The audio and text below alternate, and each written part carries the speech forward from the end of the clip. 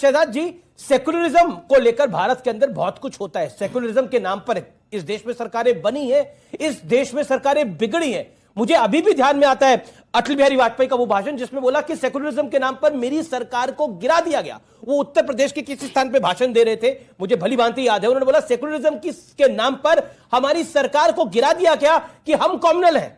लेकिन अटल बिहारी वाजपेयी अच्छा है, इस देश के अंदर सरकारें बनी और बिगड़ गई सेकुलरिज्म के नाम पर। लेकिन क्या 2014 के बाद यह शब्द भारतीय राजनीति में एक डिपार्टमेंट है पुरातत्व विभाग, वहां सम्मिलित करने के लायक हो गया है?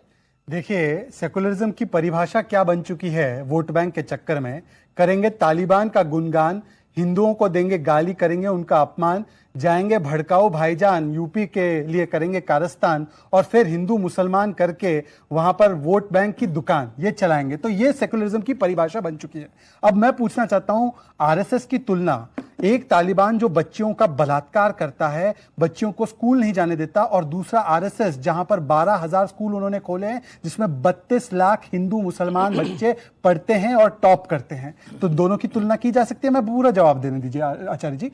दूसरी बात, आरएसएस की तुलना इन्होंने कहा कि देखिए मैं किसी भी संगठन के साथ, भारत की संगठन के साथ नहीं करना चाहता, पर राहुल गांधी ने आरएसएस की तुलना मुस्लिम ब्रदरहुड के साथ भी की। सवाल यह भी पूछा जाना चाहिए अमीश जी कि मुझे एक बात बताइए कि सेकुलरिज्म की परिभाषा क्या है? क्या आपको लगता है सेकुलरिज्म नहीं होना चाहिए देश के अंदर? विकृत सेकुलरिज्म क्या है वो समझिए। विकृत सेकुलरिज्म, याकूब हालात का मारा, अफजल हम शर्मिंदा है। सही सेकुलरिज्म ये होता अगर ओवैसी और ये कंपनी जाते वीर अब्दुल हामिद के घर, जाते उस्ताद बसमिल्लाह खान के घर, जाते लेफ्टिनेंट जनरल उस्मान के घर, पर उनके लिए वो मुसलमान आइकॉन नहीं है। उनके लिए आइकॉन कौन है? याकूब मेमन, अफजल गुरु। और ये विकृत सेकुलरिज्म जो है, इसी ने देश का बेड़ा गर्क किया है। और इसीलिए शांतिदूत पार्टी भी तालिबान को सलाम करती है। कभी वीर अब्दुल हामिद के घर गए होंगे तो उनको पूछेगा इनकी पार्टी नहीं गई। ऐसा तो क्या, कलाम बनकर आओगे तो बुद्ध, और कसाब बनकर आओगे तो युद्ध। यह है हिंदुत्व। और हिंदुत्व की परिभाषा में एक और चीज बोलना चाहता हूं। मुझे गर्व है संबित पात्रा इफ्तार नहीं करता। मुसलमान होने के नाते मुझे गर्व है, क्योंकि जो रोजा नहीं रखता उसको इफ्तार नहीं करना चाहिए। जो ढोंगी तरीके से इफ्तार करता है, चाहे वो मुसलमान हो या हिंदू हो, वो मेरे लिए अच्छा मुसलमान या अच्छा मुसलमानों का हितैषी नहीं हो सकता। संबित पात्रा इफ्तार के पैसे बचाकर मुस्लिम लड़कियों को शिक्षा दे, यह संबित पात्रा की जिम्मेदारी है। टोपी पहनकर टोपी पिनाने की जिम्मेदारी संबित पात्रा की नहीं। 10वीं डिबेट में सादाब भाई आपने कहा है कि मेरे पूर्वज जो थे वो हिंदू थे, भगवान राम को मानने वाले। गर्व है मुझे, गर्व है ना उस बात? बिल्कुल अच्छी बात है, ये सच्चाई। और श्री राम के पूर्वज आदम अलैहिस्सलाम है। एक सुन तो लीजिए मेरी बात, आप घबराइए मत। आपने कहा कि आपके पूर्वज हिंदू थे, बहुत अच्छे से पूजा पद्धति करते थे, भगवान राम की भी वो पूजा मान करते थे, मगर कुछ तो कारण रहा होगा जो आपने हिंदू पद्धति को माफीनामा देकर कन्वर्ट कर लिया अपने आप को। कुछ तो कारण रहा होगा।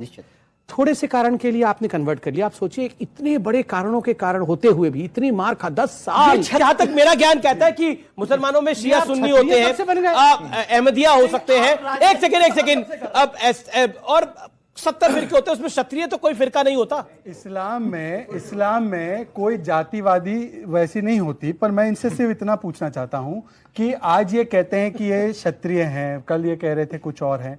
मैं इनसे पूछता हूं, ये गर्व से कह रहे क्षत्रिय है। एक बार मस्जिद में, ये सेकुलरिज्म की जो ट्रैफिक है वन वे नहीं होनी चाहिए। मंदिरों में कई बार इफ्तार देखा है हमने। इनको बोलो एक बार मस्जिद में हनुमान चालीसा पढ़वा दे।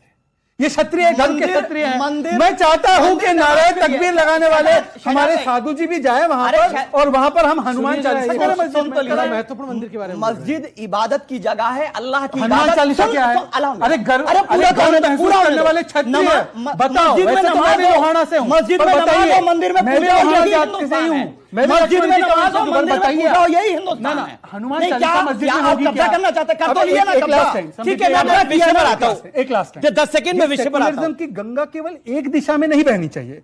इफ्तार हो मंदिरों में, वाह वाह वाह वाह वाह वाह, नाराए तकबीर लगाए हमारे आचार्य जी, वाह वाह वाह वाह वाह वाह, पर ये हर हर महादेव नहीं बोलेंगे, वंदे मातरम नहीं बोलेंगे। Global Contractors and Builders, Architecture, Civil Engineering, MEP, Interior and Exterior. Commercial Residential Construction. Your dream, we deliver. Let us build your dream. Architecture and Structure. Get tailored fit design via in-house architectures. Interior and smart customized homes. Get beautiful, smart and customized homes. Please contact us for your dream project. Our phone number is 6305482636.